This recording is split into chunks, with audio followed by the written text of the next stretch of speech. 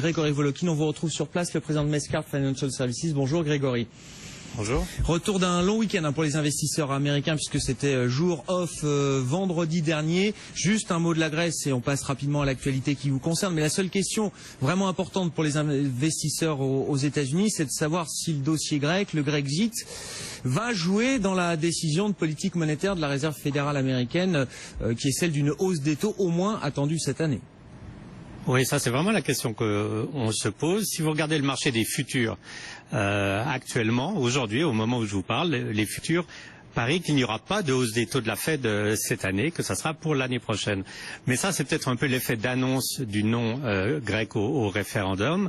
Ce qui est franchement très important, c'est de voir où on en sera au mois de septembre, lorsque la Réserve fédérale se réunira, où on en sera évidemment par rapport à la Grèce, mais aussi surtout où on en sera par rapport aux données économiques ici, que ce soit l'inflation, que ce soit le marché de l'emploi et surtout où seront les taux d'intérêt qui sont en train là de rebaisser d'une façon très très importante ce matin. Bon, et je crois qu'il y aura un discours de Janet Yellen le 15 juillet, enfin autour de mi-juillet, son témoignage au Congrès qui sera évidemment très suivi, une de ses dernières prises de parole, on va dire, au cours de cet été. L'actualité business du jour, alors on en parle depuis un petit moment avec vous, toutes ces compagnies d'assurance dans le secteur de la santé là, qui se regardent, qui essayent de se racheter les unes les autres. Là, on semble avoir un deal cette fois entre deux acteurs majeurs de ce secteur.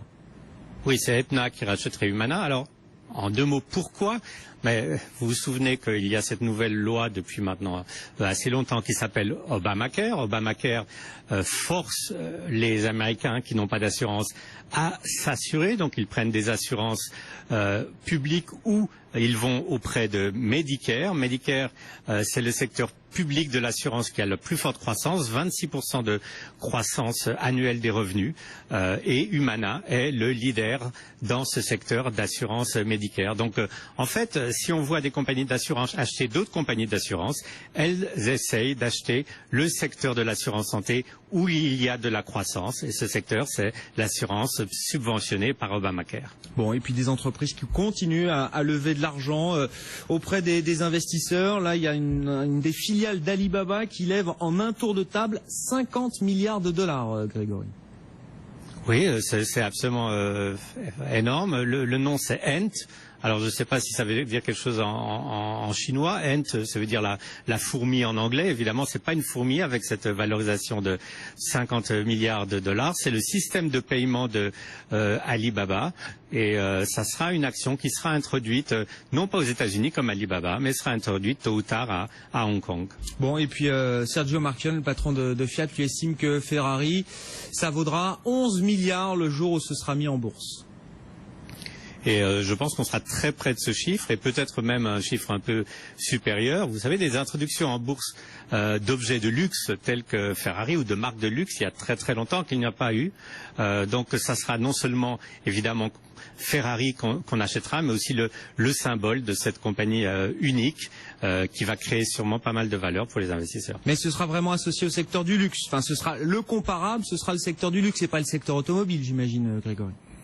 Absolument, parce que si vous regardez le nombre de voitures que Ferrari fabrique par année, plus le prix auquel ces voitures se vendent, vous n'arrivez pas du tout avec des multiples comparables à Peugeot ou à Renault. Donc oui, ça sera le secteur du luxe. Et alors, qui dit secteur du luxe actuellement dit où se pose vraiment la question, qu'est-ce qu'il se passe en Chine et est-ce que la Chine continuera à être le principal moteur de ce secteur? Merci Grégory. Grégory Volokin, le président de Mescart Financial Services à New York, avec des marchés américains qui vont rouvrir donc dans une vingtaine de minutes. Intégral Bourse, premier quart d'heure de cotation à New York. Et on retrouve Grégory Volokin, le président de Mescart Financial Services à New York. Rebonjour Grégory, avec des marchés américains effectivement là qui reviennent de 3 jours. C'était un jour off vendredi dernier. On a quelques statistiques qui sont en train de tomber là, des indices PMI, services, composites, les versions définitives du mois de juin qui sont plutôt en ligne avec ce qu'on attendait, avec la première estimation. Bon, juste un mot de la Grèce, on en parlait tout à l'heure. La seule vraie question pour les investisseurs américains, c'est est-ce que le feuilleton grec ou le risque grec ira jusqu'à se mêler des décisions de politique monétaire de la Réserve fédérale américaine? Oui, pour le moment, c'est vu comme une possibilité. C'est-à-dire que on ne voit pas comment la crise grecque va être résolue d'ici 24 heures ou 48 heures. Donc, ça risque d'être un long feuilleton cet été. Et il ne faut pas oublier que la Réserve fédérale se réunit pour prendre une décision monétaire au mois de septembre. Donc, si on est encore en pleine actualité, entre guillemets, grecque, ça pourrait influencer l'action de la Réserve fédérale. Mais je dirais, il y a d'autres sujets aussi par rapport à la Grèce ici aux États-Unis. On parle un peu des hedge funds, par exemple, parce que les hedge funds qui sont des fois assez mal nommés, parce que hedge, ça veut dire se protéger, des fois les hedge funds, ils prennent des positions directionnelles. Et en fait, il y a des gros hedge funds aux États-Unis qui avaient parié non seulement sur le oui, mais surtout que, en fait, il n'y aurait jamais une potentielle sortie de la zone euro de la Grèce. Donc vous avez des hedge funds, par exemple, il y a un hedge fund ici qui a 4% du capital d'une des 3 grandes banques grecques. Donc pour le moment, il n'y a pas encore de vague, mais si par exemple ces banques venaient à faire faillite, on pourrait voir des répercussions, même ici dans le système financier américain. Bon, voilà, donc pour en tout cas, comment est-ce que les investisseurs regardent le sujet grec, le 10 ans américain qui recule très nettement cet après-midi, autour de 2,30%, Grégory. Il y a du business chez vous, c'est vrai que les assureurs santé là sont en pleine phase de consolidation et a priori on a un deal là qui va se faire entre Aetna et Humana.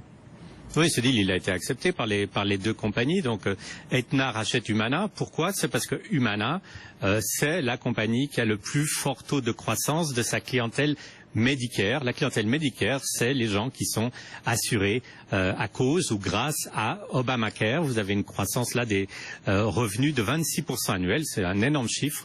Donc toutes ces compagnies d'assurance cherchent à augmenter leur exposition à ce secteur de l'assurance santé Medicare. Alors il va y en avoir d'autres, sûrement de deals, puisqu'on parle par exemple de Anthem qui serait en train de racheter Cigna. Ça deviendrait le plus grand assureur médical aux États-Unis. Donc, je dirais pas que ça soutient le marché, mais ça explique aussi pourquoi le marché ici, malgré ces nouvelles qui sont quand même un tout petit peu inquiétantes, ne baisse presque pas. 0,5% aujourd'hui, c'est vraiment pas significatif. Bon, voilà donc pour effectivement ces deals. On en parlait également tout à l'heure. Levée de fonds assez spectaculaire de la filiale de services financiers d'Alibaba. 50 milliards de dollars levés en un tour de table pour Ant Financial. Oui, alors 50 milliards, ça a l'air énorme. Maintenant, si vous imaginez que Alibaba a pratiquement possession de tout ce qui est e-commerce en Chine, peut-être que ces 50 milliards ne sont pas si importants pour un organisme financier. Alors, qu'est-ce que fait cet organisme financier? Non seulement il finance les transactions sur Alibaba, il prête aux compagnies. En fait, il fait la concurrence à un Apple Pay ici aux États-Unis ou à un PayPal qui est en train de se séparer de eBay. Donc là, vous parlez vraiment d'une compagnie qui pourrait avoir un rôle prédominant dans le commerce sur les prochaines années en Chine. 50 milliards de dollars. De nos jours, qu'est-ce que c'est? C'est vrai, ça reste quand même important, surtout quand on regarde les sujets grecs. En ce moment, effectivement, on s'est écharpé pour quelques milliards de dollars de plus, ça risque de se terminer par un Grexit. Bref, qu'est-ce qu'on va regarder cette semaine chez vous, Grégory? Qu'est-ce qui va faire l'actualité cette semaine là qui nous permettra de sortir un petit peu justement de la Grèce? Il faut pas oublier qu'aux États-Unis, il y a la saison des résultats qui va commencer. Elle commence, et oui, finalement quelque chose d'un peu fondamental. Et elle va commencer avec les résultats de Alcoa jeudi, de PepsiCo vendredi, et puis des banques la semaine prochaine. Je dirais c'est surtout ces banques qui vont être très très intéressantes à regarder. Pourquoi? C'est parce qu'en fait, la plupart des banques aux États-Unis comptaient un peu sur une hausse des taux d'intérêt, qui ne vient pas du tout. Vous regardez aujourd'hui un rallye obligataire et vous voyez aussi bien en Europe qu'ici aux États-Unis des banques qui baissent à cause de ça. L'autre chose qu'il faut dire sur cette saison des résultats, c'est que les attentes sont vraiment alors extrêmement timides puisqu'on attend une hausse des profits de 0,8%. Mais il faut se souvenir que le trimestre dernier, on attendait une une baisse des profits en fait. Et sans le secteur de l'énergie, on était arrivé avec une hausse de profit de plus que 8,6%. Donc on risque peut-être d'être surpris en bien. Et je dirais, si on cherche un deuxième souffle pour le marché américain, qui en a besoin, hein, puisqu'il ne fait pratiquement rien cette année. On a 0% ou 0,5% sur les deux principaux indices. Il y a que le Nasdaq qui s'en sort un peu mieux. Si on veut un deuxième souffle d'ici la deuxième moitié de l'année, il faudra vraiment là que les compagnies puissent arriver au-dessus des estimations. Bon, et puis on va continuer évidemment de suivre tout ce qui se passera du côté de la Fed. Je crois qu'il y a les minutes de la dernière réunion qui seront publiées cette semaine. Et puis c'est bien le 15 juillet, hein, je crois que Janet Yellen témoigne, comme elle le fait tous les 6 mois, devant le Congrès. Ce sera une de ses dernières grandes prises de parole là, pour tenter peut-être de guider encore un peu plus les marchés. Oui, vous pouvez imaginer à quel point elle ne les guidera pas, parce que il faut vraiment en ce moment pour la Fed marcher sur des œufs. Il y a tellement de courants contradictoires qu'une décision dans son esprit n'est sûrement pas prise. On peut prendre tous ces courants contradictoires dans l'ordre. Le dollar se raffermit pas vraiment, mais si la Fed monte les taux au mois de septembre, il risquerait de se raffermir. Les Américains ne le veulent pas vraiment. Les taux d'intérêt, vous avez le 10 ans qui est pratiquement de nouveau au plus bas et le 30 ans à 3%. Vous avez une économie qui va très très bien, mais sans pression vraiment sur les salaires. Donc je dirais toutes ces balles sont un peu en l'air.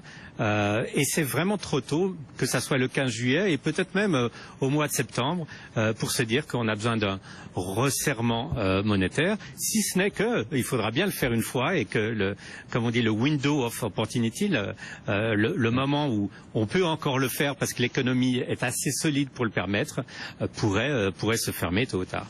Merci beaucoup Grégory, merci bien, bonne séance à vous du côté de New York. Grégory Volokin, président de Mescart Financial Services, New York. Donc